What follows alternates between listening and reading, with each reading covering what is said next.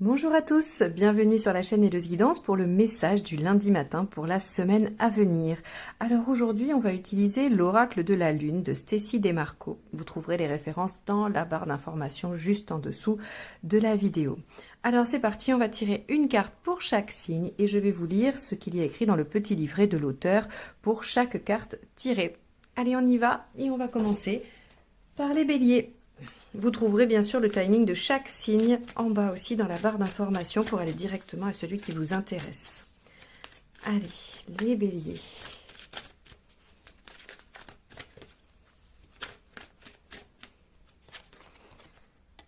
Concentration.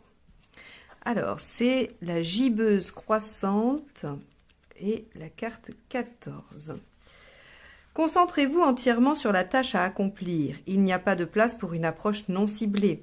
Faites la sourde oreille face aux commérages et aux personnes négatives. Si vous faites une erreur, que ce soit la vôtre, ne vous déconcentrez pas, ne vous dispersez pas et ne dispersez pas votre attention dans tous les coins.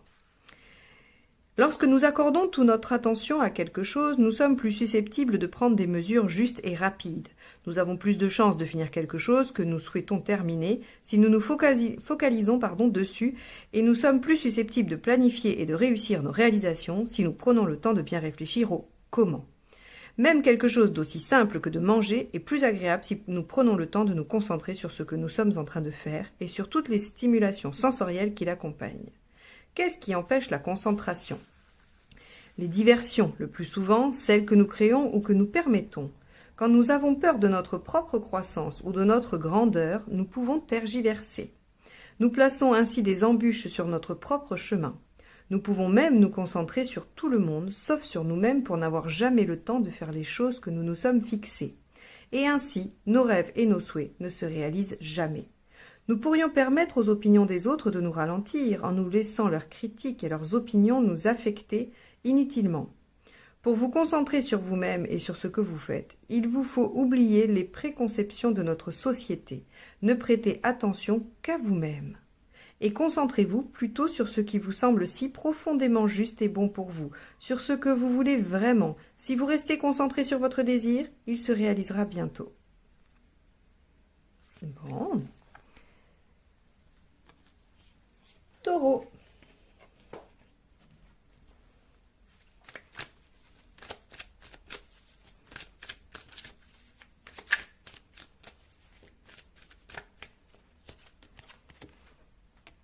Limite. Identifier vos réels besoins et les différencier de ce qui ne vous est pas nécessaire vous permet de placer les limites saines. Vous enseignez ainsi aux autres comment vous traiter. Identifiez ce qui est juste et sain pour vous avec clarté et soin. Simplifiez. Je peux dire oui et non avec authenticité et clarté. En cas de maladie ou en présence d'une intense émotion telle que le deuil, nous sommes naturellement forcés de tout simplifier. Nous coupons le superflu, trop difficile ou trop complexe à gérer. Nous n'acceptons plus d'invitations à des événements où nous serions forcés de faire bonne figure. Nous préférons regarder un film qui nous remonte le moral. Nous préférons ne voir ou ne parler qu'à des amis qui nous comprennent, nous aiment et nous soutiennent, en vertu de tout. Nous préférons ouvrir notre cœur et passer du temps avec des personnes soigneusement sélectionnées et nous devenons extrêmement sensibles à ceux qui, nous le découvrons maintenant, nous prennent de l'énergie. Nous pourrions aussi regarder notre corps avec plus de compassion et choisir une alimentation plus nourrissante pour le guérir, des activités réconfortantes pour qu'il puisse récupérer plus facilement, ou simplement choisir de nous reposer. Si nous sommes déjà en bonne santé, c'est que nous vivons déjà avec simplicité et avec des limites protectrices qui créent l'espace parfait pour notre guérison. Et si nous faisions cela tout le temps, si nous choisissions plus consciemment, plus simplement et plus spécifiquement au profit de notre esprit, de notre corps et de notre cœur. Oui, la vie est complexe, mais elle peut être plus riche et plus agréable si nous réduisons le superflu néfaste et choisissons un chemin plus réfléchi et plus authentique. Nous n'avons pas besoin de toutes ces babioles, de faire plaisir à tout le monde, de vivre à 100 à l'heure, de fast-food, de mode printemps-été, de ragots et de niveaux de stress et de vie olympique. Non. Souvenez-vous de vos choix la dernière fois qu'il vous a fallu simplifier votre vie. Si cela était positif, peut-être que cela pourrait être votre nouveau point de référence. Tout jugement n'est pas systématiquement mauvais ni à éviter. Nous jugeons tous, tous les jours. Nous jugeons quelle est la marque de lessive à acheter parmi des dizaines d'autres, quelle émission de télévision est bonne et laquelle ne l'est pas. Nous votons, ce qui est un jugement de confiance.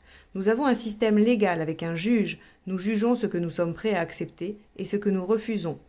Si nous ne le faisons pas, nous n'aurions aucune limite de protection, ce qui est un énorme problème pour certains.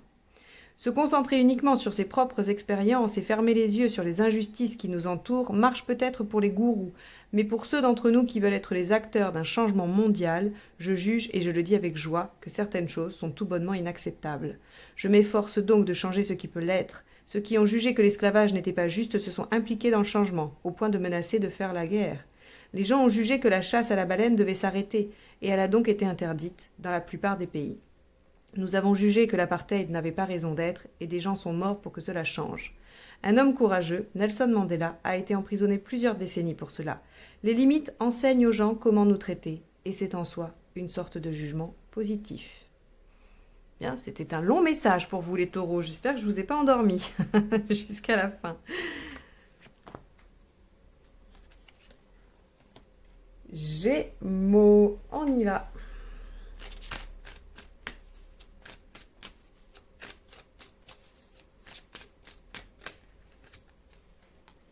Bilan.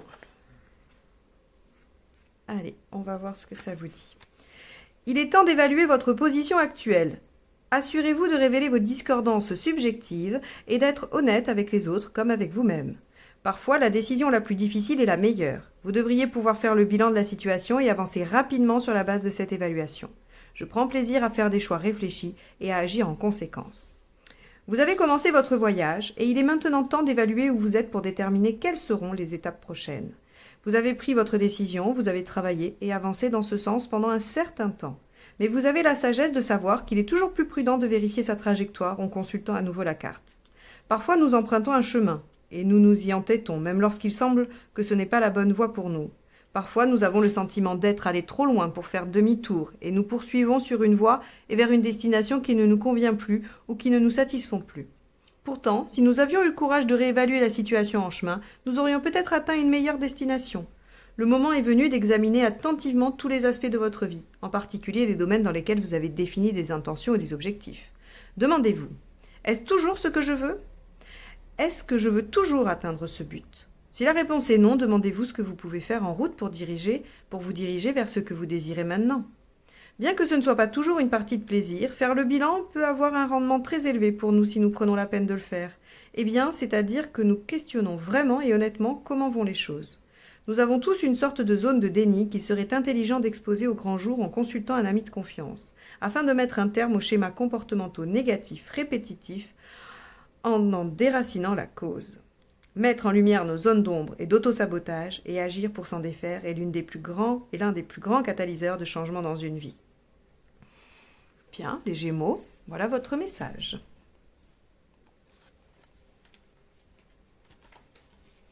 Cancer.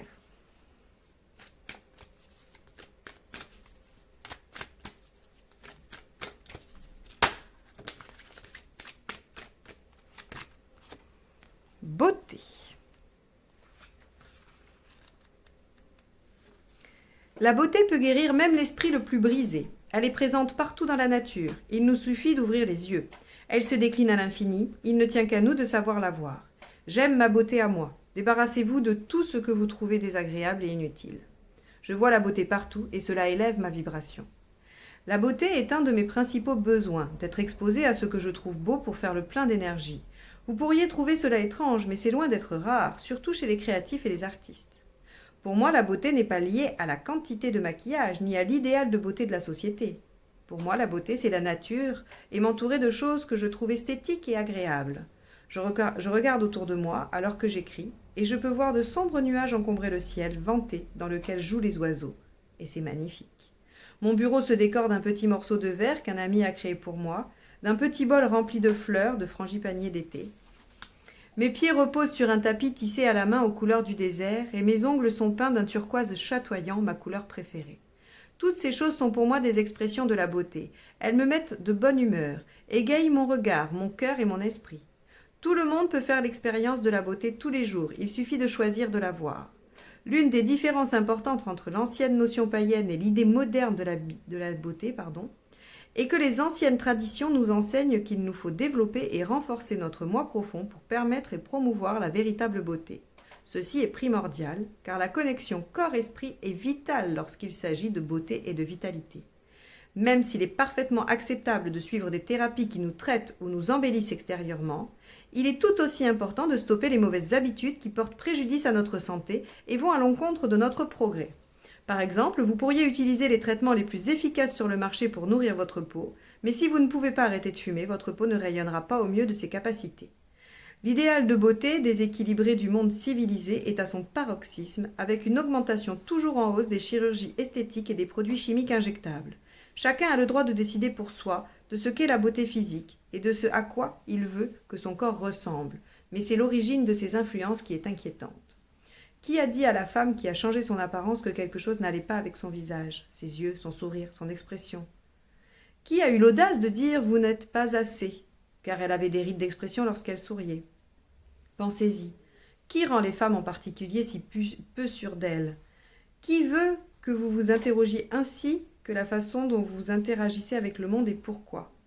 Qui veut que vous soyez identique au reste du monde et moins vous-même? La société? Un kidam faisant du marketing pour les grandes sociétés de cosmétiques? Un top modèle entièrement refait? La véritable beauté est hypnotique, elle n'a rien à voir avec la justesse et tout à voir avec l'essence, l'âme qui brille à travers la peau. Le mot charisme vient du grec charis et ma, qui signifie l'esprit, âme, qui brille à travers. Chacun de nous possède une beauté unique, source de confiance en soi, si nous la reconnaissons. Chacun d'entre nous est désirable et parfaitement formé pour être ce que nous voulons être. Mais si nous devenons trop obsédés par l'extérieur, nous risquons d'être malheureux comme des pierres, à courir après un idéal inatteignable et inhumain. Bien.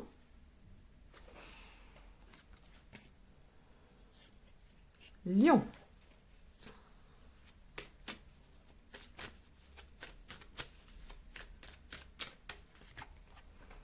Sagesse.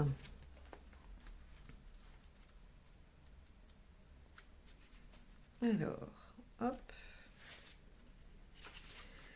La sagesse est bien plus qu'un simple amalgame de connaissances. Amasser de la sagesse prend du temps. Apprenez de vos expériences. Il peut être judicieux de demander l'avis d'un mentor si vous êtes dans le doute.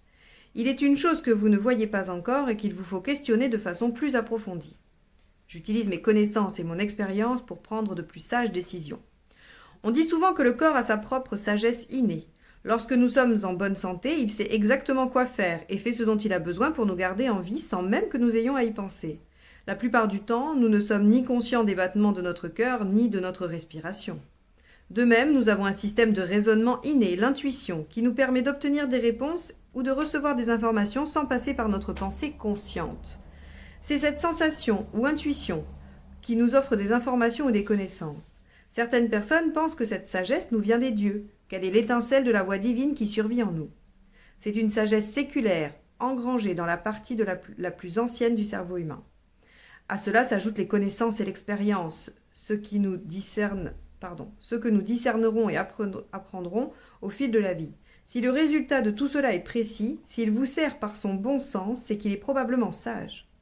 Acquérir de la sagesse prend généralement du temps. Même si nous sommes souvent impatients, il est souvent tentant de faire l'autruche en niant notre rôle dans toutes nos prises de décision médiocres. Pourtant, en cette époque moderne, nous avons des millénaires de sagesse pour nous aider. L'histoire humaine compte nombre de célébrités sages et moins sages qui sont autant d'exemples desquels nous avons besoin et beaucoup à apprendre. Nous entourer de personnes sages est donc l'une des plus sages décisions que nous puissions prendre. On ne peut pas toujours tout savoir et un mentor ou un ami expérimenté peut non seulement nous sauver d'une mauvaise décision, mais aussi nous aider à devenir plus matures, plus rapidement. Ok.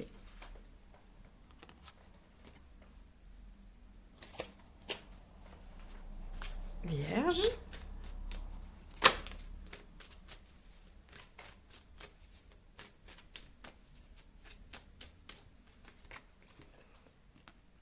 Le masculin. Alors, voyons ce que ça nous dit, celle-ci. Il est temps de passer à l'action en étant l'acteur et le metteur en scène de votre vie. Vous avez plus de pouvoir que vous ne le pensez. Il est temps d'en savoir plus. Inscrivez-vous à un cours, formez-vous à de nouvelles compétences, offrez votre protection à quelqu'un de plus faible que vous. Prenez des mesures pour améliorer votre santé et votre vitalité. Je m'ouvre aux attributs positifs du masculin en moi. Bien que les dieux lunaires soient rares, ils sont généralement associés au soleil, ils sont remarquables lorsqu'ils apparaissent. La divinité australienne de la tribu aborigène des Wonarua, Bayame, nous encourage à respecter les lois du pays et à apprécier la beauté autour de nous. Bayame est représenté avec de grands yeux, mais sans bouche, pour nous rappeler que la beauté n'a nul besoin d'être nommée, mais simplement d'être reçue avec les yeux et le cœur. Le dieu nordique Mani, la lune elle-même, nous apprend à être sages et nous enseigne le passage du temps. Le mésopotamien Sin nous montre comment questionner l'avenir et l'importance de protéger les faibles. Et il en existe bien d'autres. Les attributs traditionnels positifs du masculin tels que la force, la vitalité physique, le pouvoir de volonté et la protection des faibles sont importants et utiles à tous, en dépit de notre sexe ou de notre orientation. Cette carte vous invite à reconquérir votre puissance et votre unicité et à offrir vos conseils à ceux qui peuvent en avoir besoin.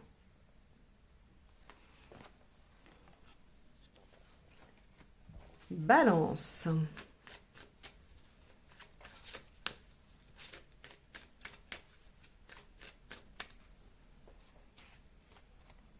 L'inattendu.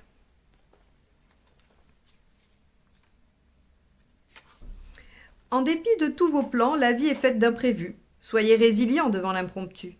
Quelqu'un que vous n'avez pas vu depuis longtemps pourrait réapparaître dans votre vie. Dans les anciennes almanachs de fermiers, la 3e pleine lune du saison était appelée lune bleue.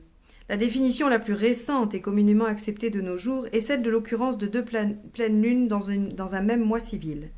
Quoi qu'il en soit, la lune bleue est un phénomène rare et a inspiré l'expression « une fois par lune bleue », décrivant un événement ou un comportement qui n'arrive que rarement. La meilleure façon d'exploiter l'énergie et la puissance de la lune bleue est de concentrer votre intention sur ce que vous voulez vraiment, mais que vous pensiez jusque-là impossible. Et je parle là des souhaits les plus incroyables, presque des miracles, que nous serions ravis mais très surpris de voir se manifester. Après avoir offert vos intentions, ne restez cependant pas là à espérer que le résultat vous tombe du ciel. Essayez de prendre des mesures pratiques et claires pour vous rapprocher de votre rêve, aussi lointain qu'il semble être, et aider ainsi l'univers dans sa manifestation. Certains d'entre nous aiment les surprises, d'autres pas, mais je ne pense pas que quiconque puisse traverser la vie sans que parfois l'inattendu ne surgisse. Même si certaines professions, telles que l'armée et la médecine, tentent de tout planifier à l'avance et de prévenir ce qui pourrait mal tourner, la vie saura toujours trouver le moyen de déjouer le plus minutieux des plans. C'est la vie. Bien qu'il soit important pour nous de savoir où, comment et pourquoi nous suivons un chemin particulier, nous devrions toujours faire de la place pour l'inattendu et y être prêts. Wow, les balances, c'est chouette, hein. Scorpion.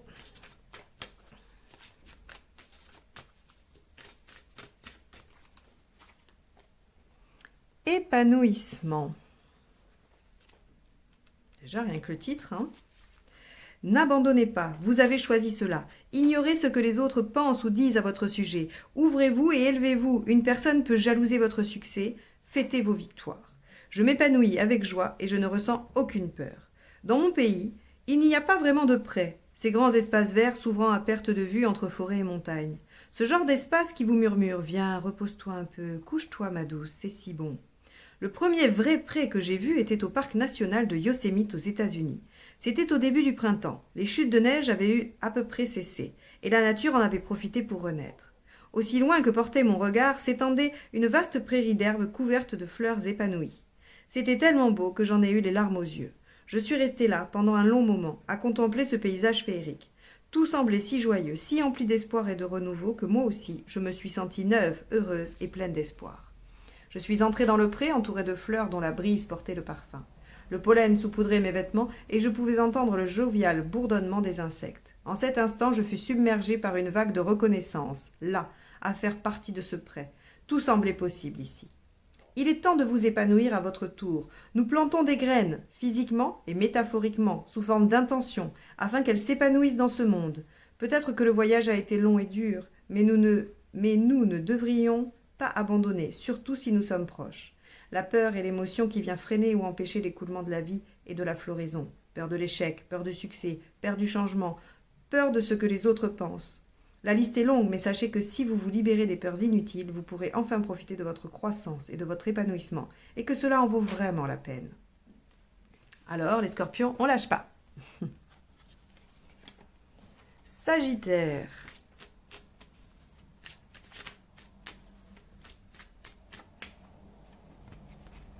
Création.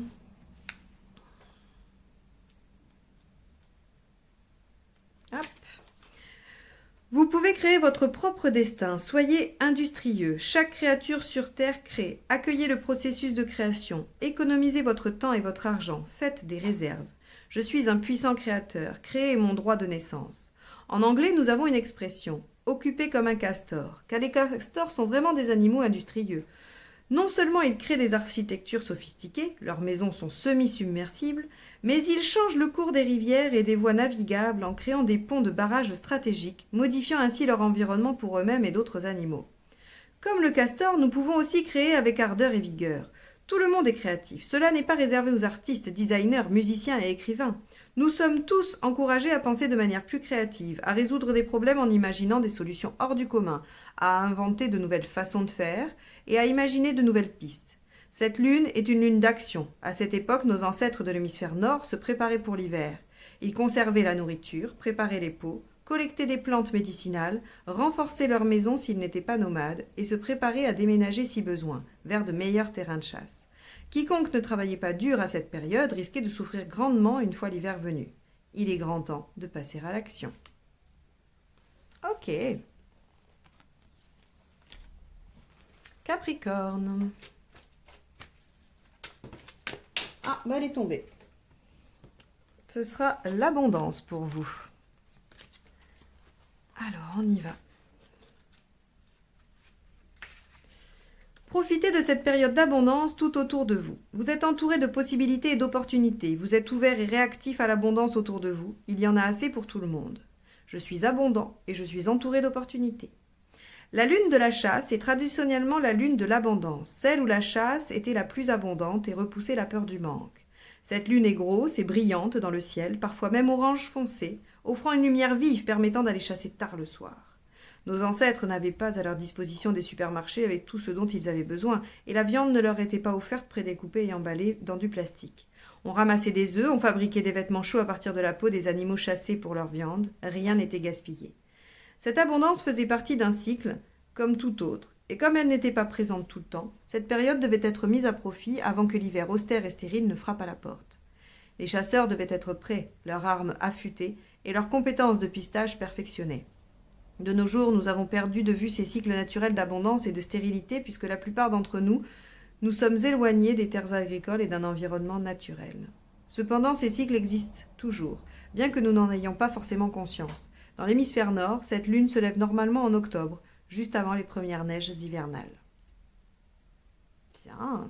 Alors, c'est le moment de la récolte, si je comprends bien, les Capricornes. C'est maintenant qu'il faut récupérer tout ce qu'il y a à récupérer pour être dans l'abondance et survivre quand il n'y aura plus grand-chose. Allez.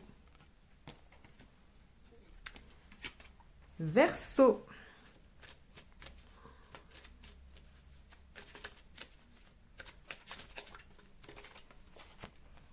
Commencement. Alors.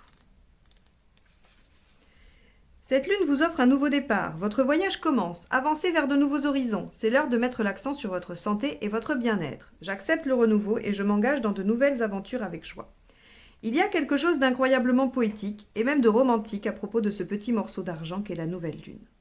Après le cycle décroissant et la profondeur de la lune noire, apparaît dans le ciel un fin croissant scintillant somptueusement, comme une égratignure sur le tableau d'encre de l'univers. Elle est la preuve que même après la nuit la plus sombre, la lumière renaît toujours. La croissance de la nouvelle lune est un ancien symbole qui remonte à la préhistoire. Dessins rupestres avec des lunes en croissant, sculptures de déesses au diadème en croissant de lune, les déesses Aphrodite, Hécate, Diane, Artémis, Yana et de nombreuses divinités féminines d'Asie, étaient souvent symbolisées par une nouvelle lune. Bien avant encore, les peintures des grottes néolithiques représentaient souvent les symboles de la lune et du soleil, et plus spécialement encore la nouvelle lune. Dans le cycle lunaire, elle nous offre la chance d'une renaissance, d'un nouveau départ. Ce que nous avons identifié comme inutile a été libéré dans le vide de la lune noire, et une nouvelle chance s'offre désormais à nous. Ici, nous renouvelons nos vies, nous libérons du passé et retrouvons le courage de tenter notre chance. Que nous souhaitions un nouveau départ dans une relation ou un nouvel amour, que nous ayons pour intention l'amélioration de notre santé, le début d'un nouveau projet ou la réussite d'une nouvelle entreprise, l'énergie bénéfique de cette lune prometteuse nous soutiendra. Nombreux sont les créateurs qui choisissent de débuter de nouvelles œuvres sous ces auspices. Et en tant qu'auteur, j'aime aussi commencer tous mes nouveaux travaux lors de cette phase, même si commencer signifie simplement taper une page de couverture ou esquisser un plan. Pour les nouveaux départs, les plus puissantes des nouvelles lunes sont celles du printemps. Ok. Et le printemps arrive. Là, au mois de mars, le 20, c'est le printemps. Donc, les Verseaux, il va falloir démarrer des choses, je crois. Et enfin, les Poissons.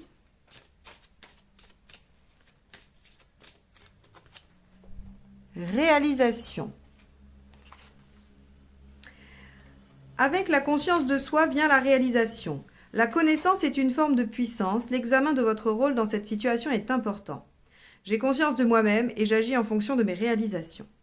Alors que nous entamons le cycle de croissance, la lumière prend le pas sur l'ombre, éclairant tout ce qui est. C'est le début d'un processus puissant, celui de la réalisation. L'examen sincère de nos vies, sans crainte ni excuse, est un véritable acte de courage, car cela n'est pas toujours facile. Nous pourrions ne pas aimer ce que nous découvrons.